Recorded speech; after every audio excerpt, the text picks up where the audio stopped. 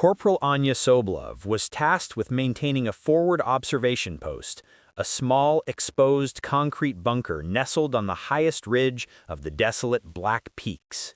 Her assignment was simple: hold the position for the scheduled 48 hours, reporting all enemy movement regardless of the direct threat. 24 hours had passed, and the situation had devolved into a slow-motion siege. Artillery fire had destroyed her main antenna and severely compromised the bunker's structure, leaving her in an environment of perpetual noise and dust. She was entirely alone, her communication now limited to a single, low-power burst transmitter for emergency data transmission only. Her physical state was one of profound, continuous trauma. A severe concussion had settled into a crippling headache, and the relentless concussive force of the shelling had caused internal bleeding, which she knew only by the cold, metallic taste in her mouth. Anya's core discipline was immediately tested by the psychological assault of the isolation and the noise.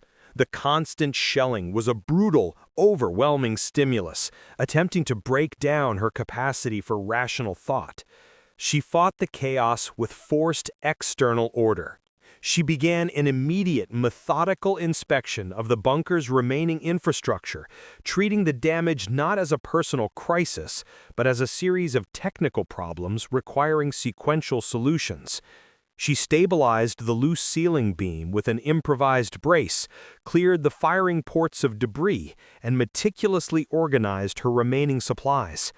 This act of imposing order onto the surrounding entropy was her defense mechanism, transforming the terrifying reality into a manageable checklist. The first act of courage is the refusal to surrender the internal order to external chaos. The concussion created a deep, blinding pain behind her eyes, causing periods of nausea and compromised vision. Anya recognized this neurological damage as the most significant threat to her mission integrity. She countered the impairment by slowing her movements to an absolute minimum, eliminating any sudden motion that might trigger a cascade of symptoms. She relied on touch and memory, navigating the tiny space by feel, ensuring every action was precise and controlled. She used her training to separate her consciousness. The damaged, suffering body was merely the container. The objective, mission-focused mind was the operator. She became a detached witness to her own physical breakdown, recording the symptoms as dispassionate data points. She understood that the enemy's goal was not necessarily to destroy the bunker, but to destroy the will of the operator inside it. They were using psychological warfare, shifting the pattern of the shelling, long periods of silence followed by sudden, overwhelming barrages, to maximize the stress and anticipation. Anya refused to allow the enemy to dictate her internal state. During the periods of silence, instead of allowing herself to relax, she ramped up her internal vigilance, running defensive scenarios and memorizing her extraction route. During the barrages, she focused on her breathing, reducing her world to the slow, controlled inhalation and exhalation, making her body smaller, quieter, and less responsive to the external noise. The cold was intense, seeping through the cracked concrete, but she resisted the urge to use her last chemical heat packs, conserving them for a potential nighttime injury when core temperature would become critical. The lack of sleep compounded her physiological exhaustion, turning her limbs heavy and her thoughts sluggish. She fought the drowsiness with constant, low-level mental labor. She began mentally composing the required status report, drafting the details of the enemy movements she had observed, refining the phrasing until the report was a masterpiece of concise, professional intelligence. This act of detailed, focused work was a deliberate refusal to allow her mind to succumb to the lure of rest. She was down to her emergency rations, 2 packets of nutrient paste and a half-liter of water. She rationed them with brutal precision, allocating 1/4 of a packet every 6 hours.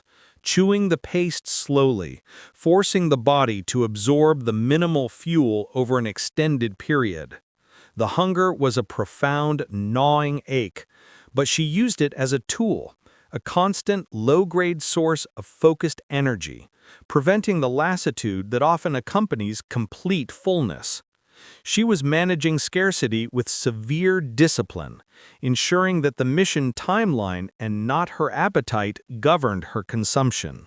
The relentless shelling finally caused the forward observation port to shatter, sending a shower of fragmented glass and concrete dust into the bunker. Anya was hit in the arm and face, the minor cuts immediately bleeding. Her training took over. She did not panic. She applied pressure to the cuts, cleaned the optics of her primary surveillance gear, and immediately created an improvised view slit using a piece of flattened metal, slightly shifting her angle to maintain observation. She had lost direct visibility, but retained her tactical awareness. This swift, mechanical adaptation to sudden critical failure was the essence of her professional endurance. The commitment to the mission is the ability to adapt the solution without compromising the objective. She realized she had to transmit the critical data on the enemy's flanking movements. The information was too time-sensitive to wait for the scheduled transmission window. This required her to expose the low-power burst antenna outside the compromised bunker structure for 3 critical seconds. This action represented the highest possible risk. She waited for a momentary lull in the shelling, counting the seconds between the last impact and the expected arrival of the next volley. She committed to the action during the silence, refusing to allow the anticipation of the coming noise to paralyze her. She moved the antenna into position, her body low and fast, the action a blur of controlled motion. She triggered the burst transmission, the high-pitched electronic shriek lasting for a single, terrifying second. She scrambled back inside the shelter just as the new volley of shells landed, the concussion slamming her against the concrete wall, momentarily robbing her of breath. The severe shock exacerbated her internal injury, causing a new wave of dizziness. But the data was transmitted. She had honored the covenant of the intelligence operative. The information's safety superseded her own. The interior of the bunker was now cold, dark, and littered with debris, a tomb that she had to maintain as a command post. The air was heavy, difficult to breathe, saturated with dust and the smell of burnt explosives. Anya focused on maintaining a clean sight picture through her improvised port. She employed a technique of internal visualization, recreating the bunker in her mind, a sterile, safe, and controlled environment, and projecting that mental space onto the chaotic reality. She used this psychological trick to maintain emotional detachment, transforming the subjective horror into an objective, necessary workspace. The pain in her abdomen, likely caused by the internal bleeding, was escalating, a deep, persistent ache that made every movement a trial of will. She focused on her breathing, using the slow, rhythmic expansion of her diaphragm to massage the pain, treating the internal agony as a fixed operational reality. She knew that any external sign of distress could compromise her professionalism. She maintained her composure through the deliberate act of remaining an objective witness to her body's decline, observing the symptoms as a medical officer would, separating the data from the despair. She began to feel the heavy weight of the mission's honor. The honor was not a medal or a salute. It was the quiet knowledge that hundreds of troops downstream relied entirely on the accuracy and timeliness of her reports. Her continued endurance, her refusal to abandon the post despite the extreme duress, was the shield protecting those distant forces. She was fighting a silent, anonymous war. The only reward the internal certainty of having met the impossible standard. Honor is the discipline of self-accountability in the face of oblivion. She detected a change in the enemy's pattern. The shelling was slowing, replaced by the distinct, low sound of advancing armor. The siege was entering its final ground phase. Anya immediately shifted her focus from defensive endurance to offensive planning. She retrieved her last 2 anti-personnel fragmentation grenades and her limited ammunition supply. She ran a final mental check of the bunker's defensibility, identifying her last stand position and her final egress route, a treacherous, narrow escape hatch she had previously secured. She used the brief lull to perform a final self-care action, a simple but profound act of self-discipline. She cleaned the debris from her eyes and forced herself to swallow a final mouthful of water. She prepared her rifle, checking the optics and the firing pin with the obsessive precision of a soldier preparing for a final, decisive engagement. She stripped away all superfluous weight, preparing for a fighting retreat, ensuring every ounce of her remaining strength would be dedicated to mobility and firepower. The tank arrived, its massive silhouette filling her observation port, its sound deafeningly loud. Anya felt the structure vibrate under its weight. This was the moment of maximum physical terror, the primal fear of being crushed. She fought the terror with cold, precise calculation. Engagement range, 10 meters. Vulnerable point, turret base. Action, grenade, then egress. Her mind was a tactical computer running a rapid-fire sequence of necessary actions, overriding the brain's instinct to freeze or panic.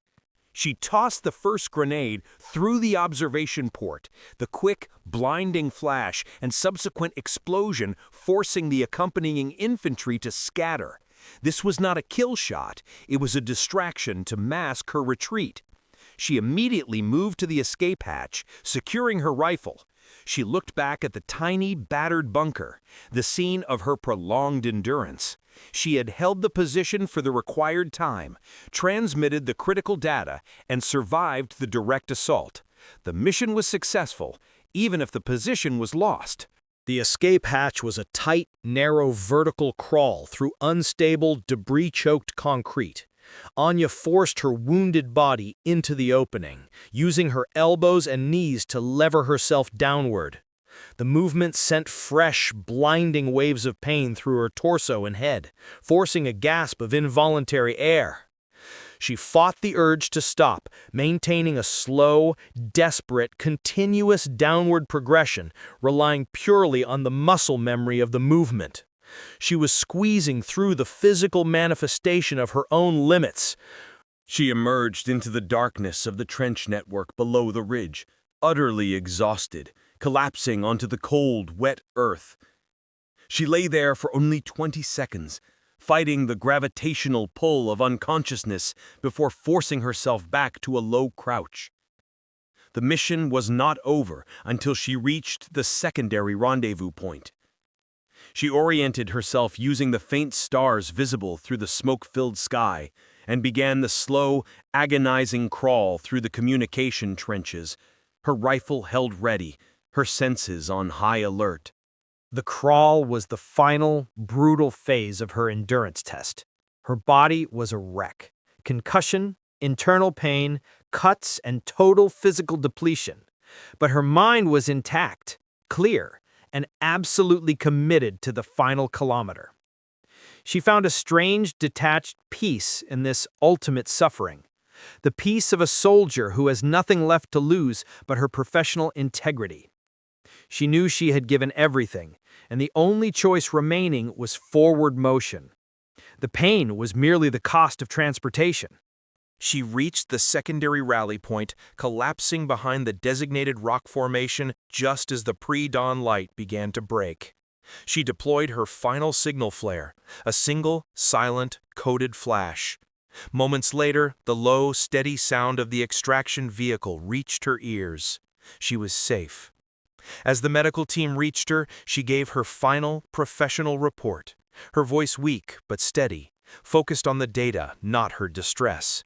She had remained the objective witness to her own suffering, and that endurance was her ultimate, silent victory.